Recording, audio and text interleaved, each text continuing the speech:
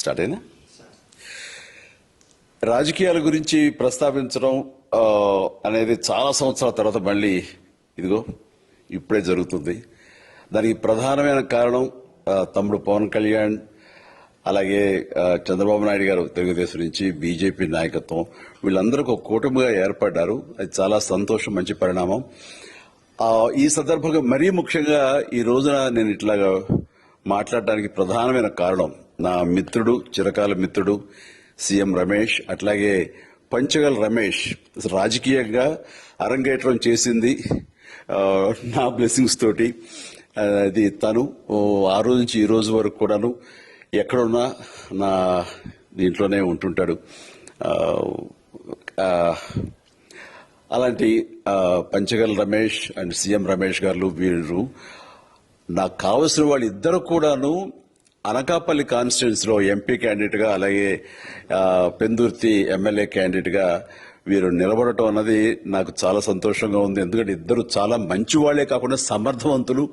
ఇలాంటి వాళ్ళు అలాంటి కాన్స్టిట్యున్సీకి, దాని అభివృద్ధికి ఎంతగానో దోహదపడతారు అన్న నమ్మకం నాకు చాలా ప్రగాఢంగా ఉంది. ముఖ్యంగా సీఎం రమేష్ గారికి కేంద్రంతో ఉన్నటువంటి సంబంధాలు, అనుబంధం ఇది మరీ మరీ ప్రత్యేకం. నాకు అది ఎప్పటి నుంచో తెలుసు. వారి గురించి నేను వింటూనే ఉన్నాను, చూస్తూనే ఉన్నాను. అండ్ ముఖ్యంగా ఆ కాన్స్టిట్యున్సీ, అనకాపల్లి కాన్స్టిట్యున్సీ అభివృద్ధికి ఈయన పరిచయాలు, కేంద్రంతో ఈయనకున్న సత్సంబంధాలు ఎంతో ఉపయోగపడతాయి. తద్వారా రమేష్ అలాగే మిగతా ఎమ్మెల్యేలు అందరూ కూడా ఎవరైతే అభివృద్ధి చేయాలి ఆయా ఎమ్మెల్యే నియోజకవర్గాలు అనుకున్నారో అవన్నీ కూడా సజావుగా సాగిపోతాయంటానికి దాని వెనకాల సీఎం గారి కృషి డెఫినెట్ గా ఉంటుందంటే ఎలాంటి సందేహం లేదు. అండ్ వీరి నాయకత్వంలో మిగతా వాళ్ళ ఎమ్మెల్యేలు అందరూ కూడాను కలిసికట్టుగా అనకాపల్లి అభివృద్ధికి ఎంతగానో దోహదపడతారు అండ్ రిజల్ట్ చూపిస్తారన్న ప్రగాఢ విశ్వాసం ఉంది. కాబట్టి వీళ్ళిద్దరి గురించి ఈరోజు ప్రస్తావిస్తున్నాను. మీ అందరి ఆశీస్సులు వీళ్ళకి ఉంటాయని ప్రగాఢంగా నమ్ముతూ సెలవు తీసుకుంటాను. ప్లీజ్ వారిని గెలిపించండి. అనకాపల్లి నియోజకవర్గం యొక్క అభివృద్ధిని మనందరం చూస్తాం.